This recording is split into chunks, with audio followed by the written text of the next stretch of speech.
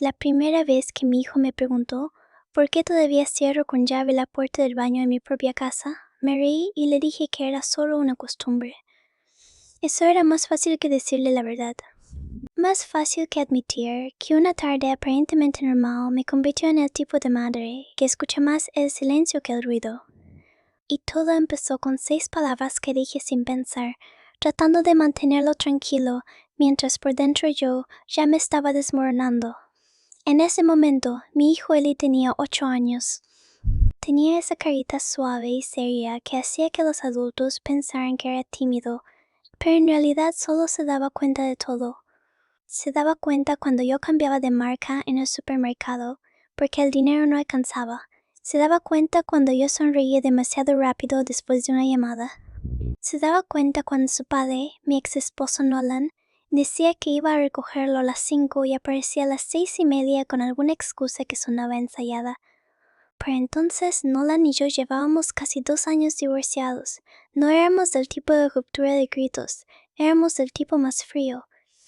De ese en el que cada mensaje es lo bastante educado como para tomarle captura de pantalla y lo bastante hiriente como para doler. Compartimos la custodia y sobre el papel parecía manejable.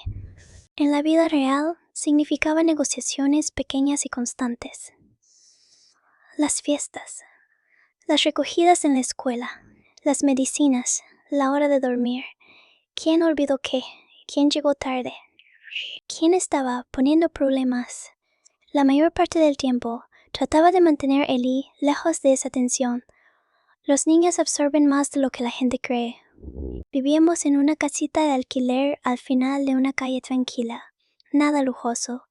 Paredes delgadas, ventanas viejas, un patio trasero que se convertía en barro cada vez que llovía. Pero era nuestra, o al menos así se sentía. Por fin ya sabía en qué parte de la cocina caía mejor la luz de la tarde. Eli tenía su rutina. Merienda en la mesa, caricaturas media hora, luego tareas y lograba convencerlo. No era una vida glamorosa, pero era estable, y después del divorcio la estabilidad se sentía sagrada. El día que todo cambió fue un jueves. Lo recuerdo porque los jueves solían ser más fáciles. Nolan no estaba con Eli ese día, y yo trabajaba desde casa haciendo facturación para una clínica de terapia física, así que teníamos nuestro pequeño ritmo. Recogerlo en la escuela, nuggets de pollo en la freidora de aire, su mochila tirada en el pasillo por más veces que yo le dijera que no la dejara ahí. Pero esa tarde salió de la escuela más callado de lo normal. Se subió al asiento trasero y se abrochó el cinturón sin contarme 3 historias distintas al mismo tiempo, como hacía siempre. Lo miré por el espejo y le dije, ¿estás bien, mi amor? Se encogió de hombros. Papá fue a la escuela. Sentí que se me tensaban las manos sobre el volante. ¿Hoy? Asintió. Habló con la señora Green. Eso no tenía sentido. Nolan no debía ver a Eli ese día, y las visitas a la escuela eran algo que teníamos que avisarnos antes. Había sido uno de los muchos acuerdos pequeños después del divorcio, porque él tenía la costumbre de aparecer cuando le daba la gana. ¿Qué te dijo? Pregunté, tratando de sonar casual. Eli jugueteó con un hilo suelto de la mochila. Dijo que tal vez me quedara con él un poco más este fin de semana.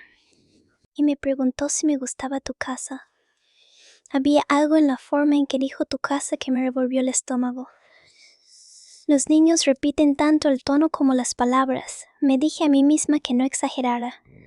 Tal vez Nolan solo había pasado por ahí. Tal vez había sido impulsivo, no estratégico. Podía ser irresponsable, pero eso no siempre significaba peligroso. Eso fue lo que me repetí todo el camino a casa. Como a las 5:30, mi teléfono vibró. Nolan. Solo ver su nombre hizo que apretara la mandíbula. Ni siquiera saludó. Tenemos que hablar de Eli.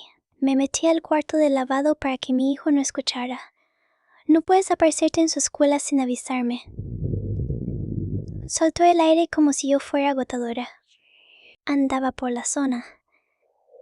Entonces, mandas un mensaje primero. Soy su padre. No necesito permiso para hablar con mi propio hijo. Así era Nolan. Le encantaba convertir la cortesía básica en una falsa batalla sobre derechos. Todo se volvía prueba de que alguien quería controlarlo. ¿Qué quieres? Pregunté. Se quedó callado un segundo. Creo que debería quedarse conmigo tiempo completo por un tiempo. De verdad me reí porque era tan absurdo.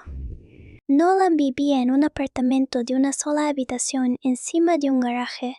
Trabajaba con horarios impredecibles y olvidaba los formularios de la escuela como si fuera parte de su personalidad. No lo pensaste ni un segundo. Lo pensé durante toda la frase. Siempre haces esto, soltó. Actúas como si fueras el único padre que importa. Bajé la voz porque Ellie estaba en la habitación de al lado. Esta no es una conversación que voy a tener por teléfono mientras él está aquí. Dijo, está bien, voy para allá. Y antes de que pudiera detenerlo, colgó. Sentí que todo el cuerpo se me enfriaba. No, porque nunca hubiera venido molesto antes. Ya lo había hecho. Pero había algo en su tono que se sentía distinto, más afilado, más seguro. Debía haber llamado a alguien. Mi hermana vivía 20 minutos. Mi vecino normalmente llegaba a casa a las 6. Ahora lo sé. Pero cuando has pasado años tratando de manejar a una persona difícil, empiezas a pensar en términos de contención. Evita que esto se convierta en una historia. Así que cerré con llave la puerta de enfrente, revisé la de atrás y traté de actuar con normalidad. Ellie estaba en el suelo de la sala, construyendo algo con piezas magnéticas. ¿Me das jugo?, preguntó. Sí, en un minuto. Me temblaban las manos cuando se lo serví, no exageradamente. Solo lo suficiente como para que yo lo notara. No paraba de escuchar, esperando el sonido de llantas sobre la grava. Cada coche que pasaba hacía que levantara la mirada.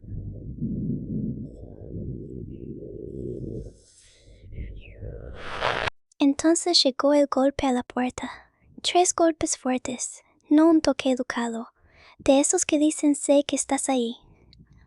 Ellie miró hacia la puerta. ¿Es papá? Dejé jugo demasiado rápido y un poco se derramó en la encimera. Quédate aquí. Cuando abrí la puerta, Nolan ya estaba a medias en ese estado. Lo vi en su cara. Demasiado brillo en los ojos. La mandíbula tensa, ese tipo de enojo que finge ser razonable. No voy a hacer esto afuera, dijo, avanzando un paso. Le bloqueé el paso con el cuerpo.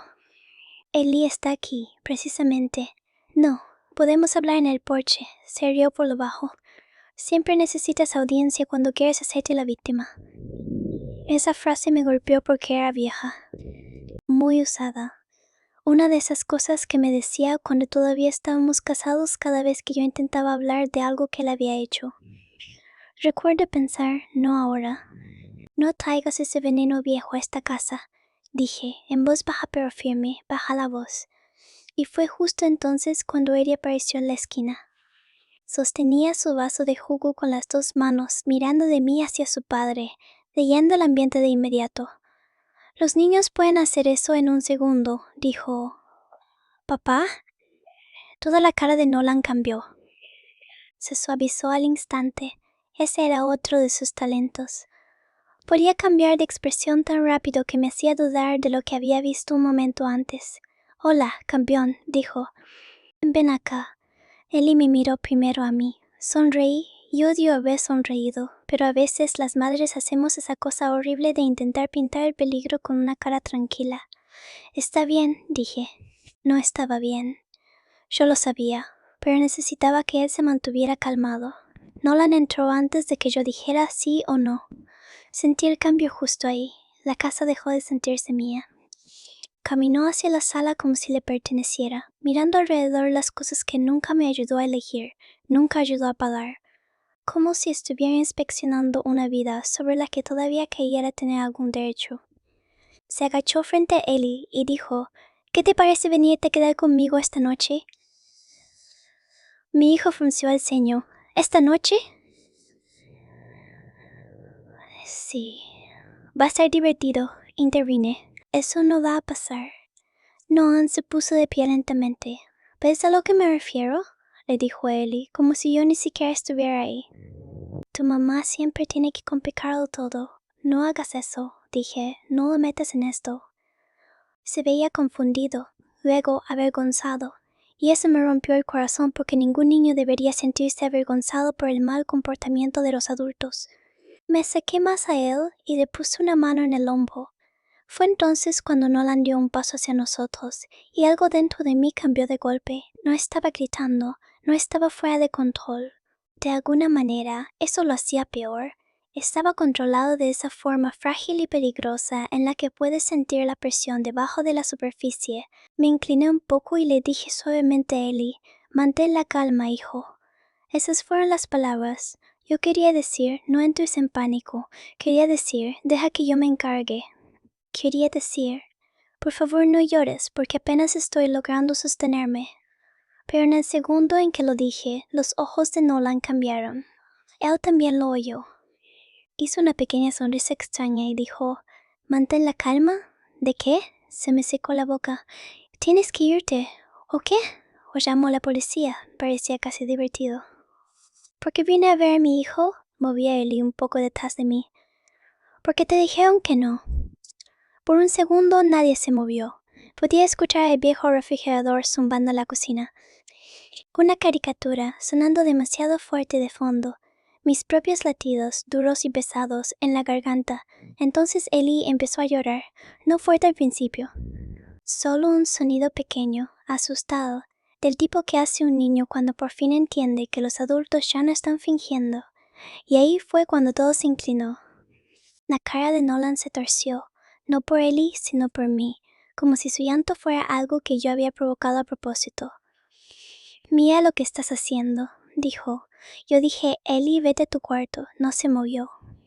«Ahora», dije, más firme. Nolan dio otro paso. «No va a ir a ninguna parte».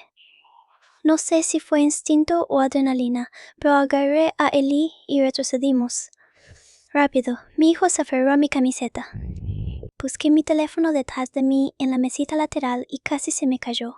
Nolan vio eso y todo su cuerpo se tensó. «¿En serio?», dijo. «¿Vas a hacer eso enfrente de él?»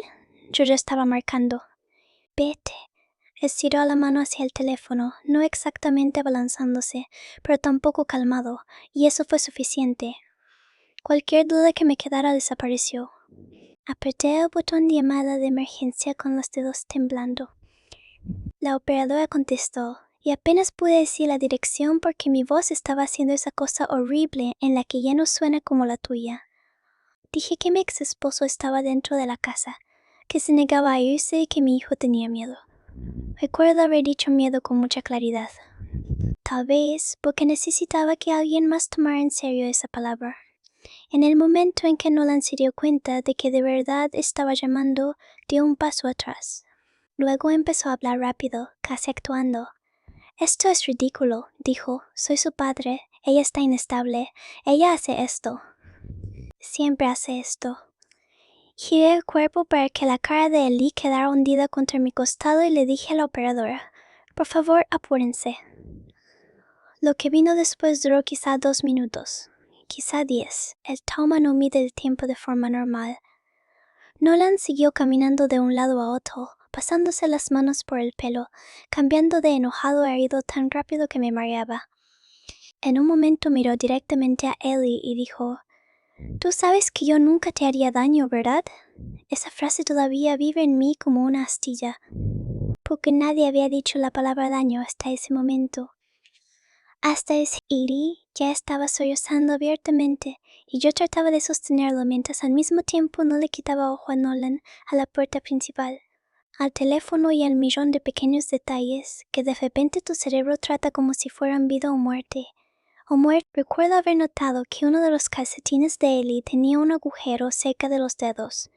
Así de extraño es el miedo. Te entrega detalles inútiles mientras tu mundo se está partiendo. Entonces Nolan hizo algo que me asustó más que los gritos. Se quedó callado. Dejó de caminar y miró alrededor de la habitación con una expresión plana, como si se hubiera desconectado por completo de la escena. Luego dijo, «¿Sabes qué? Tal vez él debería escuchar la verdad sobre ti». Sentí náuseas al instante. Hay personas que no necesitan golpearte para darte miedo, solo necesitan saber dónde vive tu vergüenza. «No», dije, inclinó la cabeza. «¿Por qué?» Tú ya le has contado bastante sobre mí. Yo nunca. Lo has puesto en mi contra desde el día en que me fui. Y ahí estaba. No era por la custodia. No era preocupación. Era castigo. Eso era lo que siempre había sido. Dije, más bajito esta vez. Por favor, vete. Me miró durante un largo segundo, luego miró a Ellie, y después volvió a mirarme a mí. Y en ese momento de verdad no sabía qué iba a hacer después. Irse, gritar, romper algo, decir algo imperdonable. Esa incertidumbre fue la peor parte. Estiró cada segundo hasta hacerlo insoportable.